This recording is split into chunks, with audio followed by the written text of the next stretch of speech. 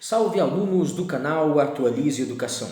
Hoje falaremos sobre o Brasil pré-colonial, o primeiro período da história brasileira que vai de 1500 a 1530. E não há como começar uma aula dessa sem falar da descoberta da América. Cristóvão Colombo, um navegador genovês italiano da cidade de Gênova, um navegador que navegava sob o comando da Espanha, sob o comando dos reis Fernando e Isabel da Espanha. Colombo, que acreditava que a Terra era redonda, baseando essa sua opinião nos estudos de Ptolomeu, lá na Grécia Antiga, em observações próprias de homens da sua época, por exemplo, a sombra da Terra projetada na Lua, os navios que desaparecem no horizonte, enfim, os estudos gregos, as observações próprias e de homens do seu tempo, entre eles navegadores, tudo isso fez Cristóvão acreditar que a Terra era redonda e conseguir o apoio de Fernando e Isabel para, dando a volta ao planeta, conseguir chegar à Índia, China e Japão, buscando as especiarias, sal, pimenta do reino, canela, açafrão, seda, porcelana, enfim, buscando essas especiarias, esses produtos especiais, para que fossem revendidos na Europa, dando lucros à coroa espanhola, à Espanha, numa concorrência que os espanhóis tinham com Portugal. Colombo desembarca em uma pequena ilha de nome Guanaani.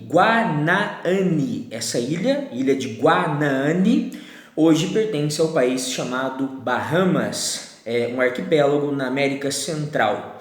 Bem, Colombo morre acreditando que essa ilha pertencia a um conjunto maior de ilhas e, portanto, ele morre acreditando que não havia descoberto um continente. Quem vai entender que essa ilha pertencia a um continente gigantesco, muito maior do que a Europa, é um explorador espanhol que, depois de Colombo, vem explorar a América, descobrindo o seu tamanho continental. Esse explorador foi o Américo Vespúcio.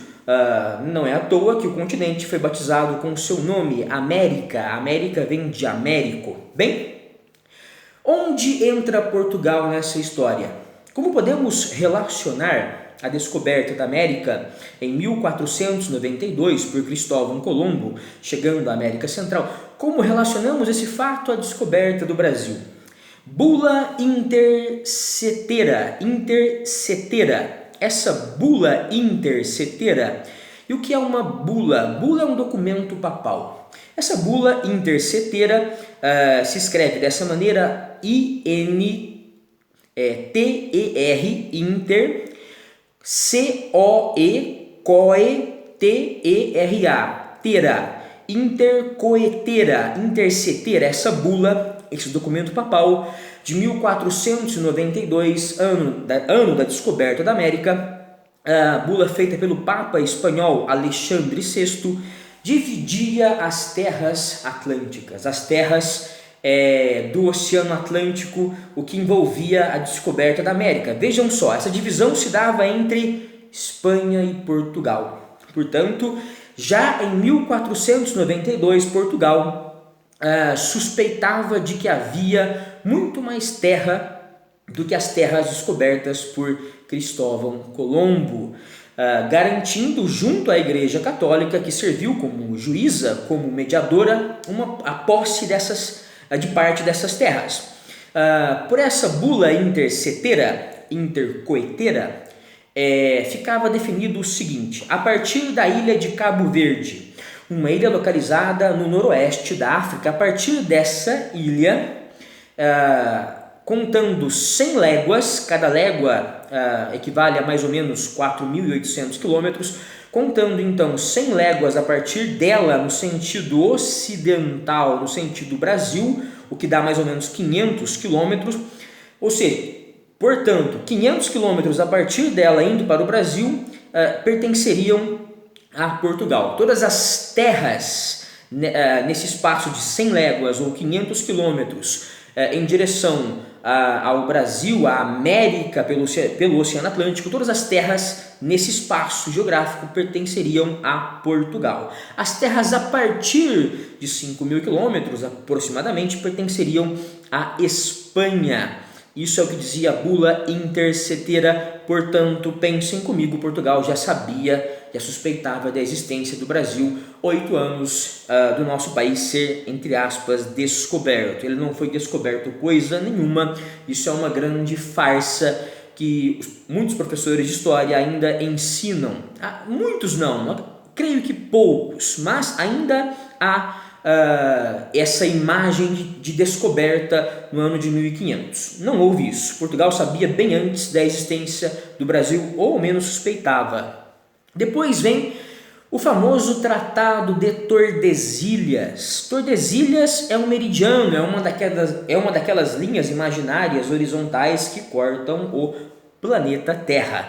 Enfim, em 1494, Portugal e Espanha assinam um tratado, sempre mediado pela Igreja Católica, que estava justificando o poder dos reis, dando poder aos reis e também garantindo o seu próprio poder com o apoio das coroas, das monarquias europeias. Enfim, o que dizia o Tratado de Tordesilhas? A partir da ilha de Cabo Verde, no noroeste da África, uma ilha de posse portuguesa, a partir dessa ilha, a partir dessa ilha, o espaço marítimo de 370 léguas, o que equivale mais ou menos a 1.850 quilômetros. Aqui eu fiz uma multiplicação de 370 léguas por 5 quilômetros, ao invés dos 4,8. Então, nesse espaço de 1.850 quilômetros, partindo de Cabo Verde em direção à América, todas as terras encontradas pertenceriam a Portugal. A partir de 5.000 quilômetros ou 370 léguas, as terras pertenceriam à Espanha. Por curiosidade, o meridiano de Tordesilhas passa próximo a Brasília, um pouco mais ao ocidente, um pouco mais a oeste, mas resumidamente ele passa em Brasília, no centro do Brasil. O Brasil, então, nesse acordo primeiro com Portugal, tinha praticamente metade do território que tem hoje. Portugal depois desrespeitou esse tratado, avançou sobre o oeste brasileiro, e Portugal e Espanha, para não brigarem, tiveram de fazer um outro tratado no meio do século XVII, no meio dos anos de 1600, chamado Tratado de Madrid, mas isso é conteúdo para outra videoaula, quando trataremos do período colonial, do ciclo do açúcar. Mas enfim, vamos lá. 1494, Tratado de Tordesilhas. Quem estava à frente desse tratado era o rei Dom João II de Aves. Enfim, mais uma suspeita clara, muito clara, de que o que Colombo havia descoberto era muito maior do que ele havia anunciado. Aliás, as terras que ele havia descoberto não chegavam nem perto das terras reais que existiam na América. Portanto, o Tratado de Tordesilhas é a continuação daquela farsa da bula papal intercetera do Papa Alexandre VI. Portugal sabia, aumentou de 100 para 370 léguas o espaço a partir de Cabo Verde, em que as terras seriam da coroa portuguesa. Enfim, farsa. No Brasil não foi descoberto, Portugal já sabia da sua existência bem antes. Falemos agora sobre a descoberta do Brasil. Quem foi o capitão da expedição? Pedro Álvares Cabral. Ele era um nobre português, senhor, ele possuía 2 títulos. O título nobre de senhor de Belmonte, uma região de Portugal, e um cargo, ele era governador, esse cargo era chamado de alcaide-mor. Ele era então um alcaide-mor, um governador da região de Azurara em Portugal. Governador ou alcaide-mor de Azurara e senhor de Belmonte, um nobre de muitas posses. O nome Cabral, aliás, vem da palavra cabra, uma família tradicionalmente criadora de cabras. Enfim, ele capitaneou, ele comandou o Cabral, cerca de 13 naus, cerca de 13 embarcações. Essas 13 naus estavam divididas em 3 naus. Quando falamos de nau, de uma maneira geral, falamos de qualquer navio, mas agora vamos entrar em uma terminologia técnica. Nau é uma coisa, caravela é outra, naveta é uma terceira coisa ainda. Qual a diferença entre elas? Portugal, ou melhor, Cabral, comandando essa expedição portuguesa, estava à frente de 3 naus, 3 navios maiores, que conseguiam carregar pelos mares cerca de 500 toneladas de carga. As naus do século XVI geralmente carregavam entre 200 e 500 toneladas de carga. Essas 3 naus também tinham capacidade para uma tripulação de 200 marinheiros cada. 3 naus com capacidade de 200 marinheiros cada e 500 toneladas de carga cada. Além das 3 naus, havia exatamente 9 caravelas. As caravelas eram navios menores, com capacidade de carga de 50 toneladas em média e uma capacidade para 50 tripulantes, para 50 marinheiros, portanto bem menor, cerca de 4 vezes menor do que em número de tripulantes, 4 vezes menor do que a nau, e em quantidade de carga muito menor, 10 vezes menor do que a nau. A caravela então era um navio bem menor. Além das 3 naus e das 9 caravelas, havia também, para completar essa expedição de 13 navios, havia uma naveta de manutenção, um navio menor do que a nau, que carregava água doce, barris de água doce e também víveres, animais vivos que serviam de comida aos marinheiros, além de víveres, além de água doce, grãos, enfim, mantimentos para essa viagem longa. Essa naveta era comandada pelo capitão Gaspar Lemos, pelo navegador Gaspar Lemos, que vai entrar na história daqui a pouquinho, na história do descobrimento. Essa expedição, com 3 naus, 9 caravelas, uma naveta de mantimentos, comandada por Pedro Álvares Cabral, possuía entre 1.200 e 1.500 homens no total. Entre 1.200 e 1.500 homens no total. Ela estava destinada a chegar ao Brasil. Não havia nada de descoberta, de por acaso, de casualidade. Não era isso. Tudo era intencional. Então ela deveria chegar à costa brasileira, marcar presença no nosso território, afinal de contas os espanhóis estavam beirando aqui a região, a costa brasileira, e depois zarpar para a Índia, atrás das famosas especiarias, que era o negócio de Portugal. Essa expedição de Cabral parte de Portugal no dia 9 de março de 1500. Percebam algo interessante. Em janeiro de 1500, um navegador chamado Yanes Pinzon esteve aqui pela Espanha, um navegador espanhol, anunciando, explicando aos reis de Portugal detalhes da costa brasileira. Bom, Portugal soube disso e alguns meses depois, 2 meses depois, ou menos do que isso, partiu para a, entre aspas, descoberta do Brasil. Era uma maneira de marcar território antes que Espanha ou outros países pudessem dominar o nosso território. Portugal então tratou de chegar primeiro, ou fingir chegar primeiro. Bem, Cabral era um cara que, além de posses, possuía experiência junto à coroa portuguesa. Ele participou de campanhas militares que conquistaram as cidades, os reinos indianos de Calicut, Cochin, Goa, Dil e Hormuz, ou seja, era um sujeito muito experiente, que havia servido em vitórias que deram a Portugal muita grana, muito ouro, muitas especiarias. Era um cara muito valorizado então pela coroa portuguesa. Bom, como foi a descoberta em si? Saindo a 9 de março de 1500, no dia 18 de abril,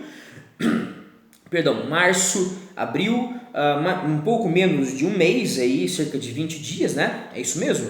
ou estou enganado na minha conta? Aliás, um pouco mais. 9 de março, 18 de abril, um pouco mais de um mês, mais ou menos 40 dias depois de zarpar de Portugal, no dia 18 de abril de 1500, acredita-se que Cabral já estava próximo da Baía de Todos os Santos, no estado da Bahia.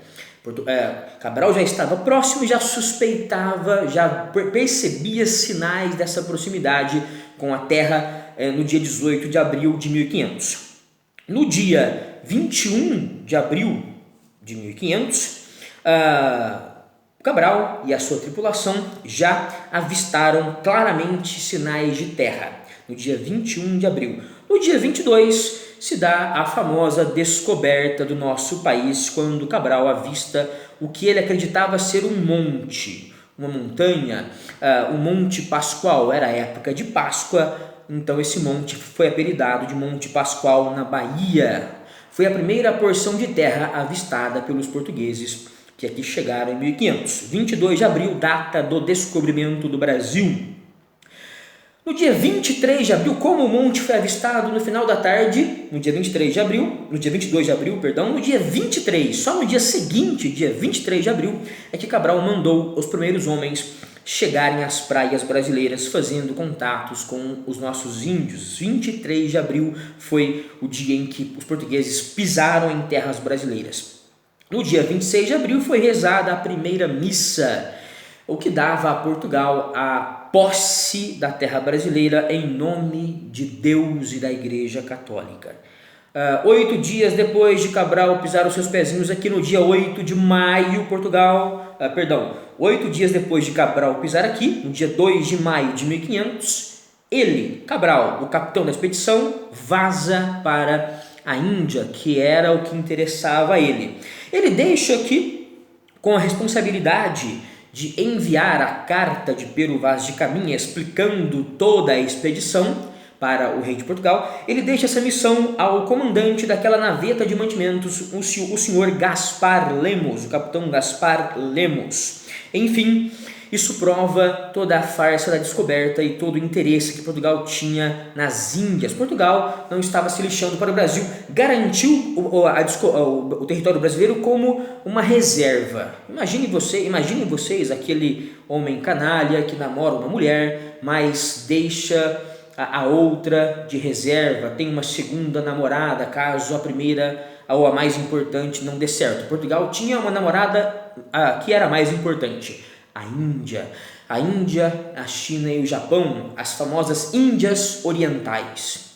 E passou a ter uma namoradinha secundária, de menor importância, caso ficasse sozinho. Portugal sabia que a concorrência italiana, das cidades italianas, Gênova, Florença, enfim, estava aumentando. Os italianos enfrentavam Portugal no comércio das especiarias, os espanhóis faziam isso também, então Portugal estava tendo menores lucros e estava suspeitando que a Espanha e outros países e piratas queriam essa porção de território. Para garantir a posse do nosso território, para garantir uma segunda fonte de renda, uma segunda namoradinha, Portugal finge a nossa descoberta dessa maneira.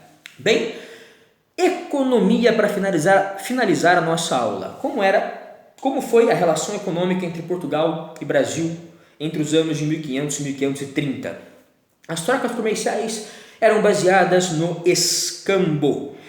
Os índios ofereciam o pau-brasil, uma madeira muito usada pelos portugueses na fabricação de caravelas, na fabricação de móveis, e também, claro, na fabricação de um corante vermelho para roupas, uma cor muito apreciada pela nobreza. Isso era oferecido pelos índios. Os portugueses ofereciam produtos manufaturados, ou seja, produtos feitos em manufaturas, em pequenas indústrias, em pequenas fábricas. Esses produtos eram chapéus, roupas, sapatos, machados de metal, anzóis, pentes, espelhos. Esse escambo muitas vezes é tratado como uma forma dos portugueses terem explorado e enganado os índios. Ver a coisa dessa maneira é um pouco preconceituoso. Não é que os portugueses enganaram os índios, foi uma troca justa, claro que foi. No escambo, os dois determinam o que valem os seus produtos. Os índios acreditavam que o pau-brasil valia, ou melhor, acreditavam que um anzol, um machado de metal valiam certa quantidade de madeira pau-brasil. Os portugueses acreditavam que o pau-brasil valia os seus produtos manufaturados, como espelhos, chapéus, roupas, enfim. Os portugueses utilizavam o pau-brasil, móveis, caravelas, tintura vermelha. Os índios achavam muito úteis um machado de metal e um anzol, por exemplo. Úteis para quê esses dois objetos? Úteis para a caça, para a pesca, para a sobrevivência, para a guerra. Então, ninguém enganou ninguém. Foi uma troca justa para os dois lados. Bem, os índios não eram bobos, portanto, tá? Precisamos acabar com essa imagem preconceituosa, etnocêntrica, que coloca a etnia, a raça, a cultura branca europeia como superior à indígena.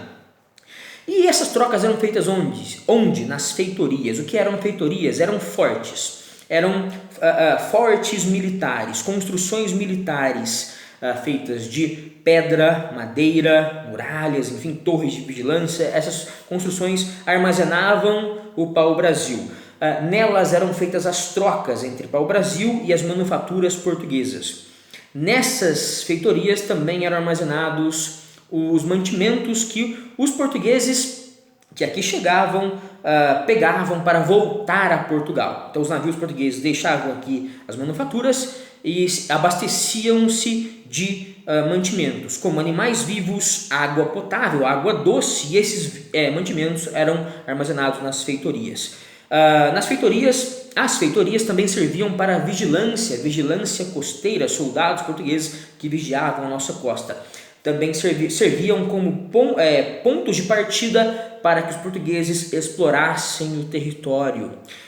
Alguns locais onde ficavam essas feitorias, ou algumas feitorias, feitoria do Rio de Janeiro e feitoria de Cabo Frio, ambas no estado do Rio de Janeiro, feitoria da Baía de Todos os Santos, na Bahia, feitorias de Santo Aleixo e Pernambuco, no estado atual de Pernambuco. Esses são alguns exemplos de feitorias. Mas os piratas começaram a rondar a nossa região, a costa brasileira, apesar das feitorias e da vigilância portuguesa. Mas a concorrência com os italianos tornou o negócio das especiarias cada vez menos lucrativo para Portugal. Portugal, então, vendo o negócio das Índias Orientais, a compra e revenda de especiarias. Portugal lucrava nos melhores tempos até 6.000% comprando as especiarias e revendendo-as na Europa. Esses lucros começaram a diminuir com a concorrência italiana. Vendo esse lucro cair, vendo os piratas cada vez mais próximos do Brasil. Então era hora de povoar, era hora de colonizar a partir do ano de 1530, a partir da lei das capitanias hereditárias, mas isso é assunto para outra videoaula. Muito obrigado pela atenção, fiquem com Deus, até a próxima.